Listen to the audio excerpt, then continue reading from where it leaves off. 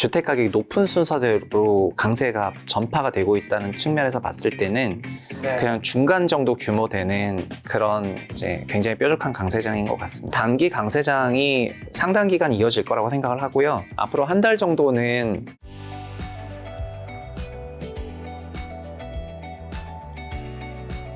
자, 이재명 대통령 취임한 지 3주 정도 지났습니다. 집값에 어떤 변화 요소가 있나요? 요즘 뭐 장난 아니던데요, 서울 집값. 전체적으로 보면은 2023년, 24년, 25년을 봤을 때 23년 상반기는 좀 하락 장세가 있었지만 정책 대출을 쓰면서 그래도 6월에서 8월은 좀 스파이크가 있었거든요.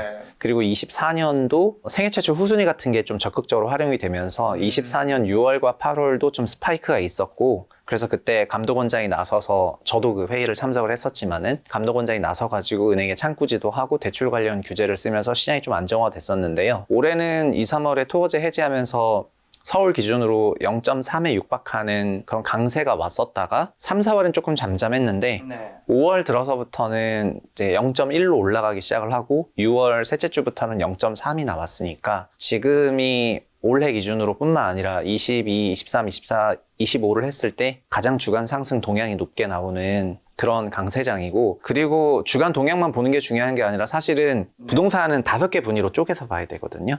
그러니까 가격이 가장 높은 5분위 부동산, 서울로 치면 서초, 강남, 송파, 용산구고, 그 다음이 4분위 부동산인데 이게 마포, 성동, 동작, 양천구 정도가 되는데요. 지금은 5분위만 강세였던 게 과거의 특징이라면은 지금은 4분위도 강세이고요. 잠깐만, 5분이 어디라고요? 5분위는 토어제 4개구, 서초, 강남, 송파, 용산이고요. 4분위는 그 바로 밑에 있는 15에서 20억대 구간인데 이게 마포구, 성동구, 양천구, 그다음에 동작구 정도 되거든요. 그리고 3분위로 내려가면은 저희가 알고 있는 게 서대문구, 영등포구, 종로구, 중구, 광진구 정도가 돼요. 그래서 5분위는 원래부터 강세였는데 4분위까지 강세인 거는 5, 6월 달이 처음이고요. 지금은 3분위로 또 전이가 되고 있는 상황이기 때문에 3분위까지? 네, 왜냐면 3분위도 서대문구가 지난주에 0.1대 나왔거든요. 그거는 가격대가 전파되고 있다는 거니까. 주간 상승 0.1% 말하는 거예요? 네. 저희가 소수점 둘째 자리일 때는 강세장이라는 표현을 안 하는데 소수점 첫째 자리인 0.1을 넘을 때부터 좀 강세장이라는 말을 하고 있는데 그게 0.3을 넘은 거는 지금이 이제 거의 유일한 기간이고, 그리고 아까 5분위 지역은 0.7을 넘고 있거든요. 그러니까 52주 환산하면은 0.7에 52주 하면은 어느 정도인지 이제 생각하면 되는 건데 연율화 치면은 30% 넘는 상승률이고, 그만큼 생각하면은 올해 중에서 지금이 가장 역대급 강세장을 보이고 있는 특징이고, 그리고 서울 4분위 가격이 경기 5분위랑 비슷하거든요. 서울 4분위 가격이 경기 5분위는 어디냐면은 당연히 과천 판교인데 과천 판교에서 경기 4분위로 넘어가게 되면은 분당 나오고 하남시 나오고 그 다음에 뭐 이런 지역들이 나오는 거예요. 그 경기 신도시에 있는 신축 가격들이. 그래서 지금 경기도도 5분위 강세였다가 이제 경기도 역시 4분위 강세로 전이가 되고 있는 상황이고, 근데 광역시는 왜 약세냐면은 현재 광역시는 모두 마이너스인데 광역시 아파트들은 5분위라 하더라도 10억대가 넘는 아파트가 아주 많지는 않기 때문에 그래서 아직 그 가격대까지는 내려가지는 않았던 것 같고, 그래서 12억을 넘는 아파트들 중심으로 강세가 나오고 있다 보니까 이게 넓다면 넓지만은 제가 좁다면 좁다고 생각하고 있어가지고 좁지만 높은 강세장이다 그렇게 얘기하고 있습니다. 자, 그럼 말씀하신 대로 최근 서울 아파트 값이 6년 9개월 만에 최대 상승폭을 기록했다는데 이거 거품이 전조인가요? 아니면 가열 현상이 단기에 그칠 것인가? 혹은 장기화될까요? 그 진단에 대해 가지고는 사람마다 생각이 조금 다른 것 같고요. 어저께가 아니고 6월 20일 기준으로 어쨌든 새 정부는 국정기획위가 인수위라고 한다면은 국정기획위의 경제 2분과 과장이 부동산을 총괄하고 있는데 2분과 과장 발언을 들어보면은 지금이 단기 강세장이다 이런 발언을 했거든요.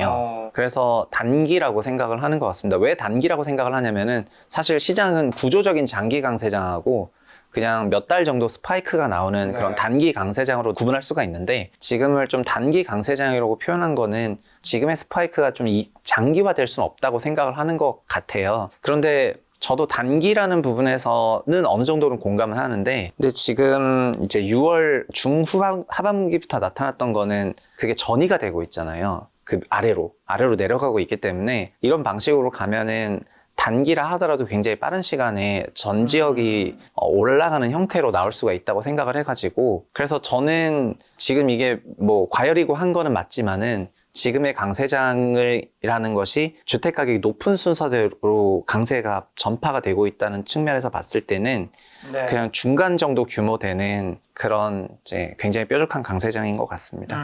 자, 그럼 이재명 정부의 부동산 정책 기조는 좀 어떻게 될까요? 분석 한번 해주신다면? 그 정책 기조가 네. 저 개인적으로 이렇게 생각합니다. 일단은 윤석열 정부 3년 동안 가장 주목받았던 부처는 이복환 감독원장이 있었고 이창용 총재 있었던 금융위하고 한국은행으로 대표되는 F4 세력이었거든요. 이제 Financial 4라고 하는 금융부처가 코어 세력이었습니다. 이 사람들의 부동산 정책이라는 거는 거시적인 레벨에서 봐가지고 가계대출이 3%만 증가하면은 주택가격 크게 문제가 없고 이게 좀 많이 풀리면은 그러니까 월 5조 넘어가면은 규제하고 막 이러면서 한시적인 스파이크는 용인했지만은 그냥 대출이 많아지면은 묶었거든요. 네. 근데 새 정부 이제 과도기가 있죠, 지금은 과도기인데 과도기임에도 불구하고 어쨌든 부동산 관련한 대책은 지금까지 낸 적이 없어요. 네. 그걸 보면은 지금의 스파이크라든가 단기 강세장을 어느 정도 용인하고 있다는 이제 그런 메시지를 전달해주고 있는 건데요. 그래서 이런 메시지를 통해 가지고 시장에서는 새 정부에서 부동산 가격을 안정화시킬 의지가 있는지 없는지에 대해서 이제 물음표가 있는 거고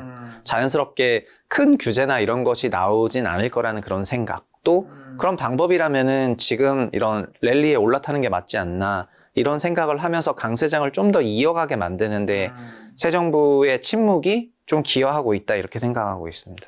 이재명 정부 첫 부동산 대책은 언제 어떤 형태로 공개될 가능성이 클까요? 네, 그것도 어쨌든 경제 2분과가 실질 대통령실이랑 결국 국정위가 현재의 코어인데 잘 생각해 보시면 어저께도 14개 부처 장관 다 지명을 했는데 국토부랑 기재부는 지명을 안 했거든요. 국토부랑 기재부는 그러니까 어쨌든 굉장히 그 안에서도 제가 생각했을 때는 여러 가치관의 충돌이 있는 것 같습니다. 이쪽 헤게모니와 저쪽 헤게모니 간의 그 싸움이 조금 있어 보이고요.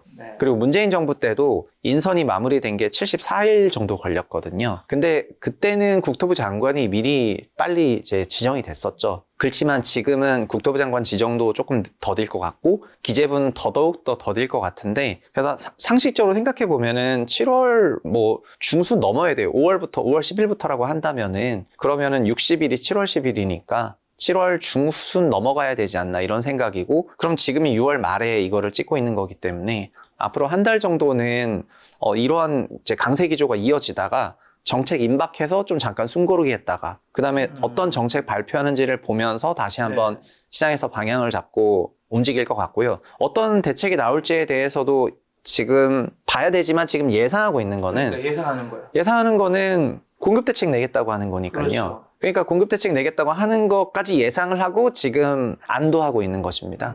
왜냐하면은 3년, 4년 수요대책 냈을 때는 바로 꺾였거든요. 근데 지금 수요대책 안 내고 공급대책 한다고 하면은 어차피 공급이 3, 4년 있다가 준공되는 거고 당장 10만 호를 짓는다 하더라도 그게 지금 시세에 미치는 영향은 없기 때문에 그러면은 지금 랠리에 아무 영향 없는 거 아니냐라는 그런 생각까지 시장이 하고 이제 랠리에 동참하고 있는 그런 상황으로 보여집니다. 그 밖에 이제 어떤 정책을 낼지 예상하셨을 때 이재명 정부의 부동산 정책이 시장에 미칠 전반적인 영향은 또 어떤 것들이 있을까요, 그러면? 지금 인수위 시절이나 대통령 후보 시절에 냈었던 여러 공약들을 보면은 저는 그 공약들 이제 다 분석을 했지만은 결국 정책의 꼭지가 수요 대책, 공급 대책이죠. 근데 공급 대책에는 공급 물량도 없었어요. 공급 물량을 넣지 말라는 대통령의 의지가 있었을 겁니다. 왜냐하면 유세 중에 그게 드러났는데 본인 공약 이행률이 93%였기 때문에 수치를 넣어가지고 이행을 못하게 되는 그런 부담, 그러니까 허숫자를 넣지 말라 이런 거거든요. 그러니까 20대 대선 때는 311만 원 주택 공급하겠다고 했는데 311만 원 한 것도 아니지 않느냐. 그러면은 그런 허상 숫자 넣지 말고 실제 숫자만 넣으라는 건데 공급이라는 게 민간 공급, 공공 공급이 있기 때문에 민간도 넣어서 공급으로 넣다 보니까 허상이 나왔던 건데 그럼 공공이라도 숫자가 나와야 되지만은 이 공공 쪽에서도 공약집을 보면 숫자가 없었어요. 그래서 첫 대책은 자연스럽게 공급이 어느 정도 레벨일지 공공 숫자를 규명하는 방식으로 나올 거라고 생각을 하고요. 두 번째 수요 대책은 결국은 금융부처에서 내야 되는 건데요. 이거는 아주 오래 걸릴 것 같습니다. 왜냐하면은 지금 새 정부 기조를 보면은 금융위를 해체할 예정입니다. 금융위를 해체해서 감독원 기능을 조금 보강하고 나머지는 기재부에 넣을 생각이에요. 근데 기재부도 쪼갤 예정이에요. 기획 재정이 과거에 합쳐지다 보니까 한국이 기재부의 나라냐고 하면서 현재 새 정부가 기재부에 대해서 좀 불편한 감정이 있는 것 같습니다. 그러면은 이런 정부 조직이 개편되는 것까지 다 염두에 두고 그 다음에 대책이 나와야 되니까 그 이전에 할 수 있는 거는 그냥 한국은행장의 은행들 불러가지고 대출 관리하라는 그런 구두 메시지 정도에 불과하고 실질적인 수요 대책이 나오려면은 하세월일 것 같거든요. 그래서 수요 공급 대책을 보자면은 수요 대책이 나오려면 하세월이고 공급 대책은 어느 정도 나올 거라고 생각을 하고요. 나머지는 소위 뭐 시스템이나 인프라와 관련한 그런 공약들인데 대통령 공약은 이런 게 많았습니다. 이런 게 많았고 지금 국정위가 업무 보고 받는 것도 다 이런 내용이거든요. 대통령 공약에 있는 걸 국토부는 어떻게 팔로우할래? 뭐 너네는 어떻게 팔로우할래? 이런 걸 업무 보고를 받고 있는데 그런 부분들은 장기간에 걸쳐서 소위 지방에는 광역 도시권역을 만들고 도시 기능을 보강하고 뭐 부산 쪽에 좀 힘을 싣고 이런 내용들이 포함이 되어 있는데 이제 그런 것들은 좀 중장기적인 과제들이고 현재 저희가 좀 시급하다고 하는 거는 5월, 6월에 랠리가 번져나가는 게 시급하다고 하는 거니까 시차가 다른 부분이 존재하거든요. 근데 현재로서 봤을 때는 단기 강세장에 대해서는 뭐 대응을 하는 것이 적절하지 않을 수도 있다는 인식만으로 봤을 때는 그런 단기적인 이슈에 대해서는 대응 안 하고 중장기적인 이슈만 대응을 할 것으로 예상이 돼요. 그럼 이재명 정부의 공급 확대 정책 방향은 옳은 건가요? 그리고 이게 말씀하신 대로 시장 안정에 기여하기는 단기적으로 힘들겠네요. 왜냐하면 지어지는데 3, 4년 최소한 걸릴 수밖에 없는 거니까. 네, 그건 저희가 전 국민이 다 경험했지 않습니까? 결국은 아파트가 빵이라면으로 끝났지 않습니까? 네. 문재인 정부의 결말이. 네. 그럼 아파트가 빵이라면으로 끝났다는 거는 그 건설에 최소 3년, 4년 이상이 걸린다는 거기 때문에 지금의 초과 수요가 나왔을 때는 초과 수요 억제로 대응을 하는 것이 맞고 중장기적인 공급이 부족해 보일 때는 중장기적인 공급 확대로 대응을 하는 것이 맞거든요. 그래서 공급을 하지 말라는 게 아니라 공급은 해야 되겠지만은 단기적인 초과 수요가 나왔을 때는 초과 수요에 집중해야 되는데 초과 수요가 나왔음에도 중장기적인 공급을 하겠다는 그 행위 자체가 시장에서 어떻게 인식하냐면은 단기 초과 수요에 대해서 무시하는구나. 외면하는구나. 그러면 이 부분에 대해서는 대책 안 내고 그러면 장기적으로만 낼 거라면은 그러면은 단기에는 이걸 막을 수가 없을 건데 이런 이제 생각을 전파하게 만드는 것이 아닌가 그렇게 생각합니다.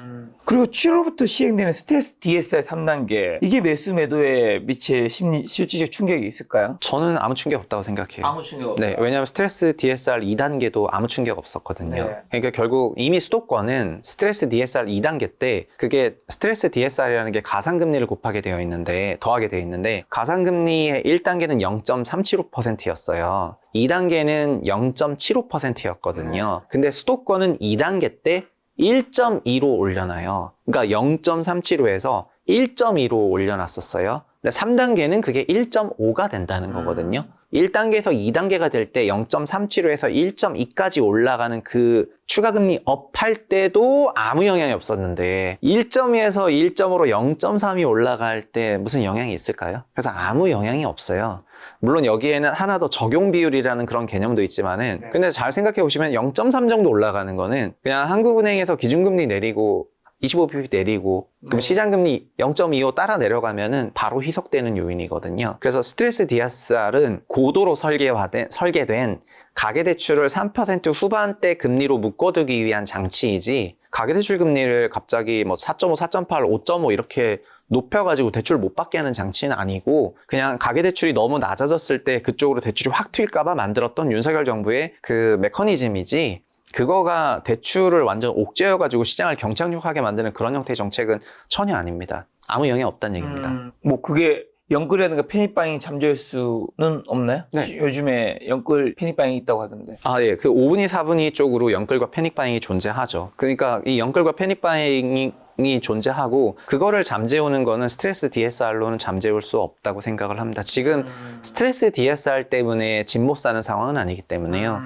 생애 최초 후순위 같은 다른 그 수요 촉진 프로그램들이 살아있기 때문에 그런 걸 가지고 집을 사는 거거든요. 가령 이런 건 이런 겁니다. 지금 젊은 분들이 집을 많이 사는데 30대가 다시 생애 최초로 집을 사는 것이 화두인 세상이 됐습니다. 근데 30대들은 어쨌든 종전 기존 주택들은 너무 올라 있으니까 좀 재건축을 바라보시는 분이 많이 계세요. 근데 재건축을 바라볼 때 이것도 가격 순으로 바라보니까 기본적으로는 결국 목동이거나 분당 같은 데로 바라보게 되어 있습니다. 강남 서초 같은 5분위가 아니라면은.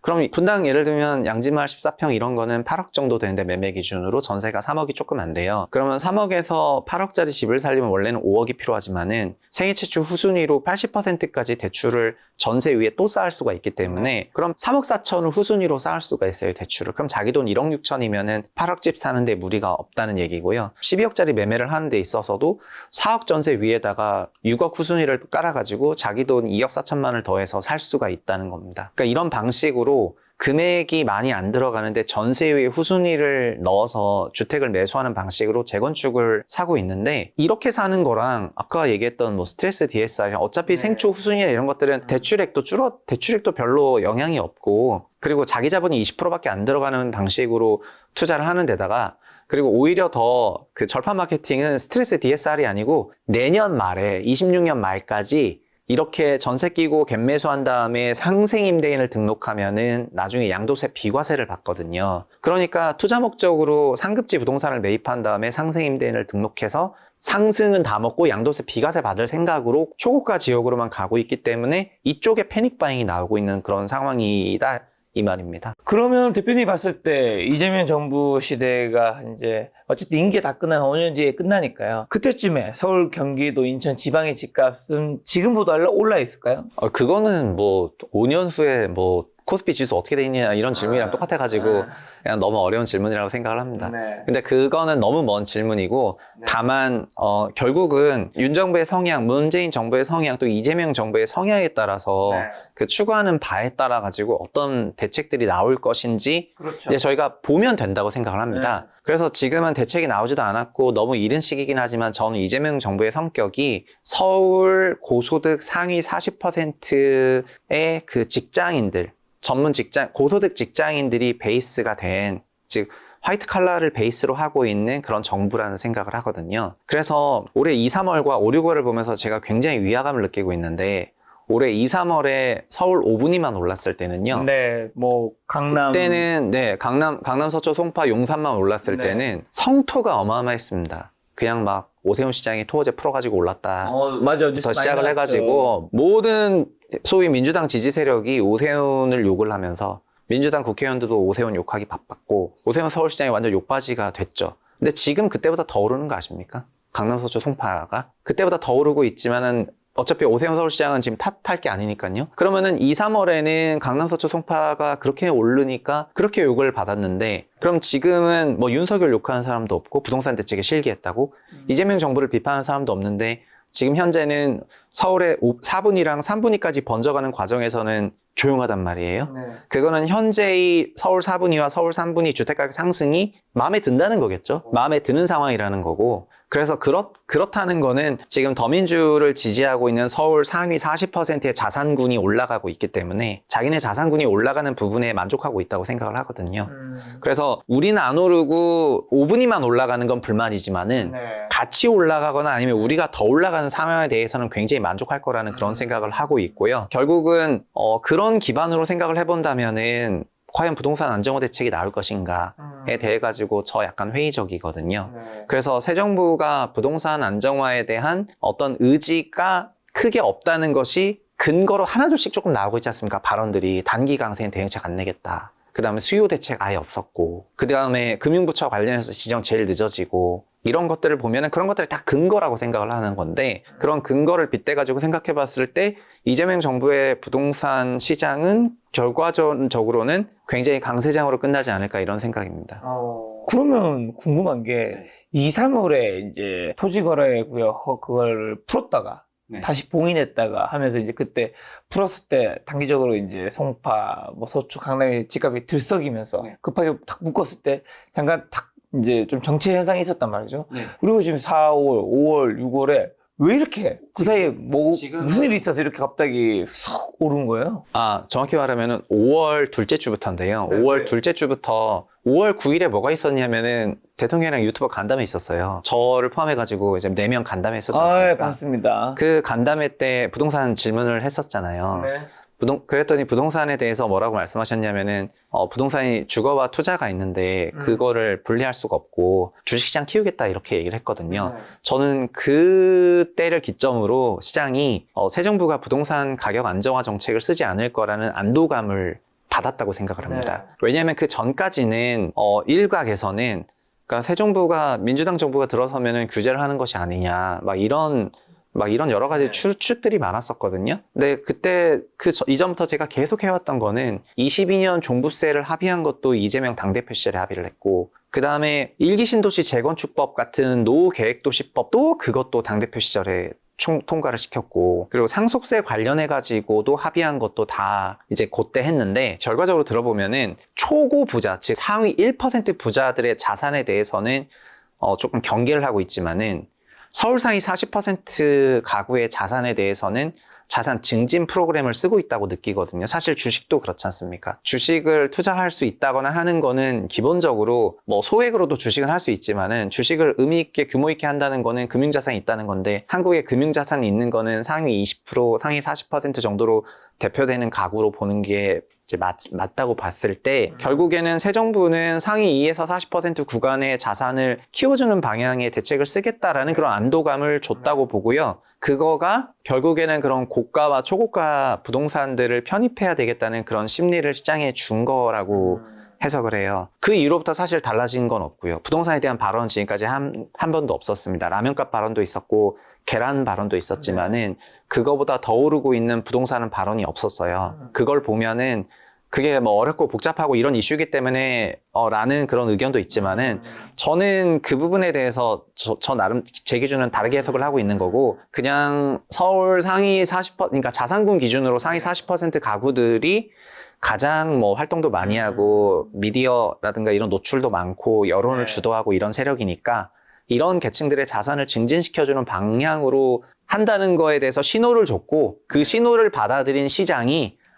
이제 억제가 아니라 이제 요거 부양하는 쪽으로 가는구나라고 인식을 한 거고, 인식을 한 그대로 이제 행동을 하고 있는 것입니다. 그러면 이제 더 궁금해지는 게, 아파트가 상승세가 어쨌든 강남권 위주로 많이 갔었단 말이죠. 강남, 서초, 송파 위주로 갔었는데, 그럼 여기가 더 갈 수 있을 텐데, 거기 플러스로 뭐 마영성과 강동구, 동작구, 양천구도 중상급지까지 확대되는 이유는요? 이제 너무 오분위가 너무 비싸지니까 지금은 부담되니까 밑으로 간다는 건가요? 맞아요. 잘 생각해 보시면은 저희는 이미 이런 경험을 다 갖고 있습니다. 이제 구조적인 강세장은 일단 제일 비싼 것부터 올라가요. 그 다음에 1등주 올라가고 2등주 올라가고 3등주 올라가는 겁니다. 그러니까 2차 전지 강세장 할 때 잘 생각해 보시면은, 에코프로 먼저 올라가야 LNF 올라가는 거지, LNF가 먼저 올라가고 그런 거 아닙니다. 그리고 에코프로가 먼저 올라가고 LNF 올라가고, 그다음 그럼 뭐 또 이산 기업도 올라가고 잡기업도 올라가고, 나중에는 화학 기업인데 배터리 한다 그러면 걔도 올라가고, 나중에 이름만 뭔가 전지 붙어 있으면은 올라가다가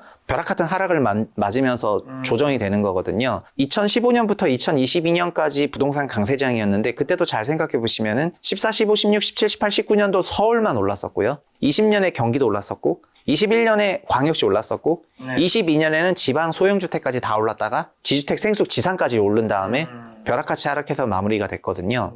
그래서 기본적으로는 고가부터 올라가는 것입니다. 이제 대장주부터 올라가는 건데, 그게 서울 5분위 주택군들이 거기에 해당을 하고, 그게 2, 3월에도 올랐고, 그 다음에 지금 5, 6월에도 오르고 있는데, 그 다음엔 4분위가 올라가는 겁니다. 4분위가 다 올라가서 3분위와 4분위 간의 갭차가 벌어지면은, 그 다음에 3분위가 갭상승을 하면서 또 올라가는 거거든요. 그래서 가격이 전파가 되는 거고, 그런 방식이라면은 지금 서울 3분위 주택군들이 아까 소수점 첫째 자리 때 강세로 지난주부터 들어갔는데, 이번 주에 그래서 제일 중요한 건 서울 3분위가 더 세지고 있는지 아닌지가 제일 중요한 것 같거든요. 어차피 5분위, 4분위는 이미 랠리를 하고 있는 상황이고, 그래서 3분위까지 번지기 시작하면 서울 기준으로 과반 넘는 그 지역들이 진정한 강세에 들어갔다는 그런 시그널과 함께 말 그대로 뭔가 구조적인 강세장이 나올 만한, 그리고 서울 3분위 주택들부터는 경기 4분위도 지금보다 더 세게 올라갈 것 같거든요. 그래서 드리고 싶은 얘기는 왜 서초 강남만 올라가는가 아니라, 서초 강남 어쨌든 토어제로 다시 묶였고,